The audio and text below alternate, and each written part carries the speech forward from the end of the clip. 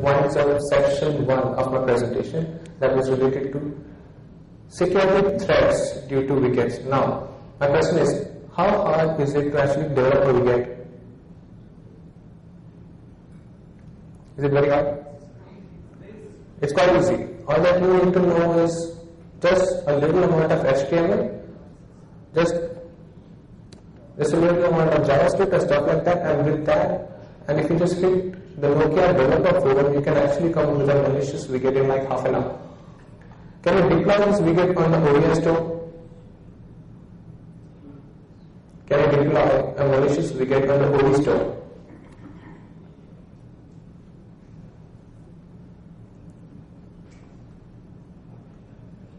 What happens when you submit or when you provide or when you want to submit your application on the OV?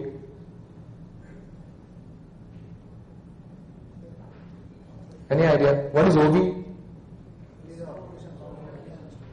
It's like an online repository from where you can download the applications which are certified by Symbian for your phone. Okay, that is OV. Now my question is, can you upload a malicious widget onto OV? But then it is going to be verified, right? They are going to go through the widget's code. Now my question is, can I have a widget which doesn't look malicious at all? Obviously, because it contains a self-update feature, wherein I can just make it point to an arbitrary file which contains valid code, but maybe if I change that particular code in a later stage, when the application is going to update itself, it will get updated with the malicious code, and then technically I think it is possible to have a malicious widget even uploaded on the OV store. That apart, can you trust any widget that you get? Can you trust a widget that you get? So if you get a widget, what is the first thing that you will actually want to do? Look at the code. Even then you cannot predict whether it is lightweight or not. Okay, so that concludes section 1 of my presentation. Now let's quickly move on to section 2, and the name of the section is malware cooking. Okay, now let's talk a little bit about the Symbian platform security. What is Symbian? What is Symbian? It's an OS. Okay, will you call Symbian an OS, or what exactly will you call it? What is an OS? We all use OS, right? What is an OS? I don't want a definition, I just want what is your rough idea as far as an OS is concerned. Yes, or in a broader term, if you look at it, some piece of code that can utilize your entire hardware. That is what exactly an OS is. Operating system is something that runs on your hardware and makes each and every device connected on your computer accessibility. Okay, that is what is my basic definition of an OS is. Now, so in that case, is Symbian an OS?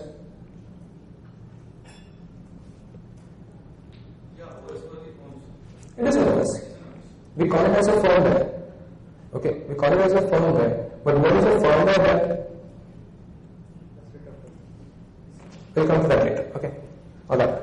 Now, what happens on Unix? How is security implemented on Unix or Linux?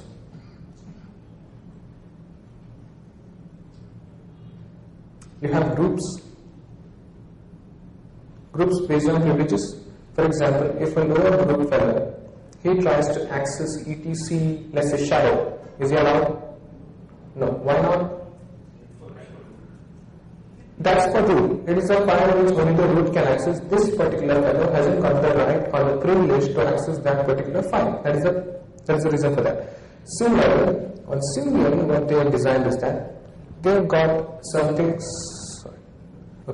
They have got something known as capabilities.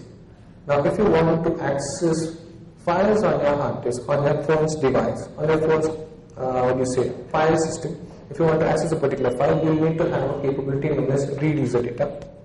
If you want to write something to a file, you need write user data, and so on. So basically what is happening is that on a Symbian platform, you'll require capabilities.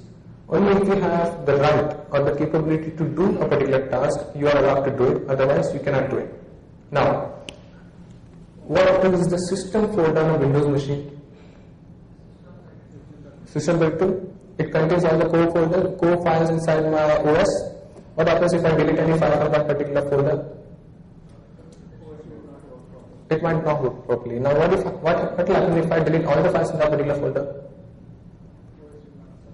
It won't even start. It will get completely crashed. Now, what I am trying to do is, on Symbian, again, we have certain directories which are termed as system directories. For example, at the root of each and every drive, how many drives are there on a Symbian device? By default, as far as I know, only for C, D, E and Z. Okay. Have you ever tried opening C drive? Can you write files or can you create folders on that particular file, on that particular drive? Yes, you can. Okay. Now, have you heard about D drive? Yeah. Can you create files? By default?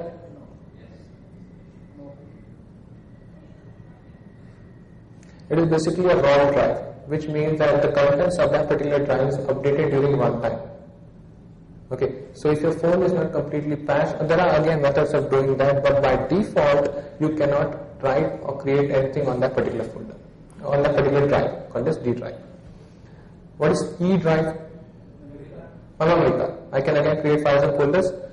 Heard about the Z drive? That's wrong. Now what is your ROM? It's actually EEPROM. Same thing. No, D drive will contain my RAM. Z is my ROM. Now what happens?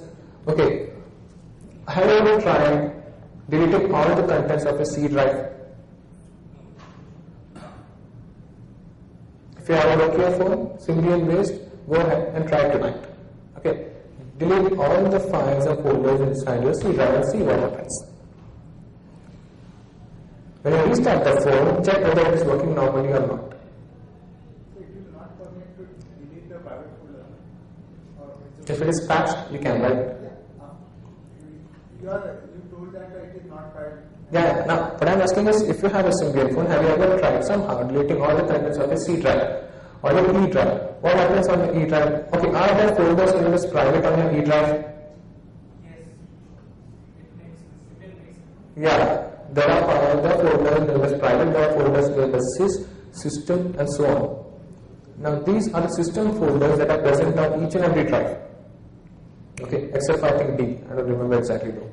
Now what happens here is that when you install an application on your memory card, what is happening? What means, okay, what do you mean by install the application on a memory card? You want all the files and everything that's inside that particular application to go into memory card. Again, there has to be a specific folder into which it has to go. So these are the folders, they are system folders into which these files go when you install a particular Symbian based application. Okay.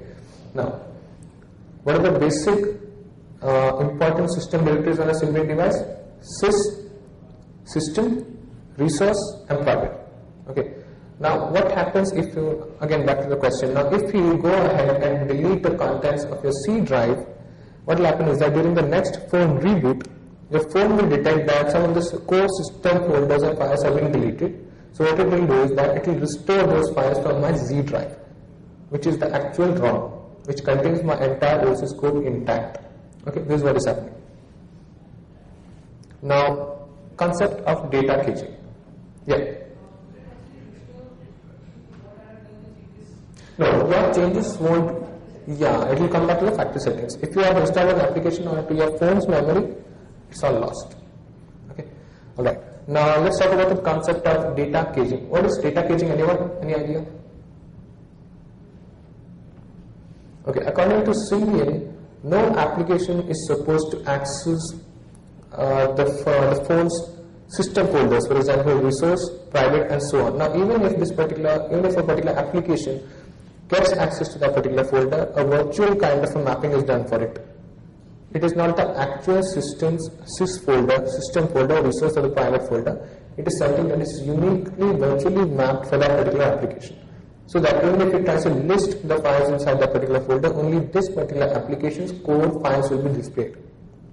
Okay, that is data caging.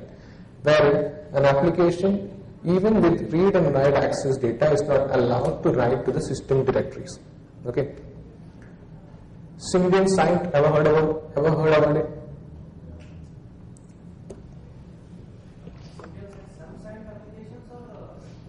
Unsigned, self-signed, ever heard about these terms? Yes, an application has to be signed if you want to install it on your phone. If it is not signed, earlier I showed you an error, right? Certificate error, application cannot be installed. So that is what is happening if the application is not signed and you are trying to install it on your phone. Now, what do you mean by signing an application? Yes, you'll have a certificate and a private key allotted to you when you apply at Symbian Signed, saying that you are a developer. And based on the application that you develop, you will again have to submit the application's code to them. They'll verify the code, and if it is fine, if it doesn't contain anything malicious, you are issued a certificate and a key using which you can sign your application and distribute it. Now, when the application is signed by Symbian, it can be installed on any device which is running that particular OS version or that particular platform. This is what is Symbian Signed. Alright, now I was talking about capabilities. Now these are all the capabilities that are required that are available on a Symbian device, on a Symbian platform. We have 20 capabilities in all. Now, what is the first box called as unrestricted say? Its name is unrestricted. It says that approximately 60% of the APIs that are present on a Symbian device are accessible by almost any application. You do not need to have permission to access these particular APIs. Now, what is an API? Application Programming Interface. It's like include stdio.h.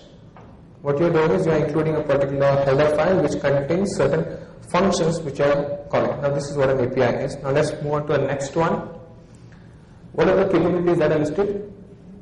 Local services, read user data, write user data, network services, user environment.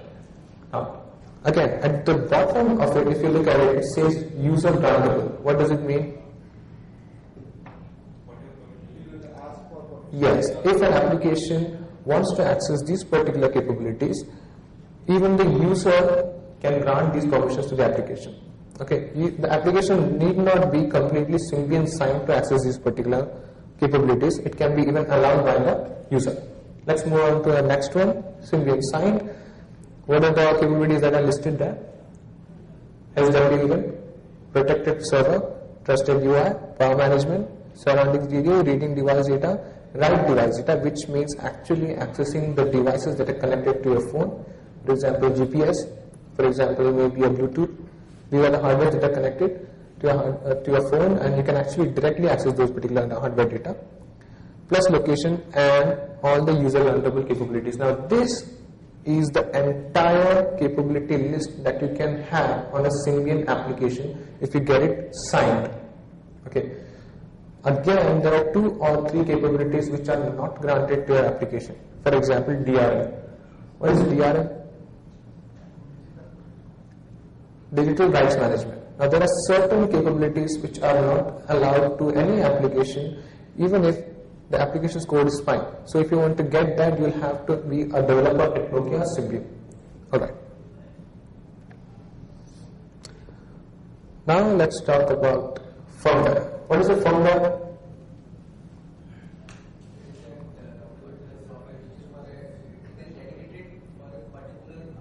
Yes, that is what a firmware is. Now, why do we say that it's a firmware? Because it is something, it's a software which is running on hardware. That is why it is called as a firmware. You flash it on the phone. That is the term used, flashing. What happens during flashing? Yeah, it's like an EEPROM onto which you are writing the entire OS top to bottom. And can you remove or modify this particular ROM file on the device? No. If you want to modify the OS, what you'll have to do is you'll have to flash the entire phone again.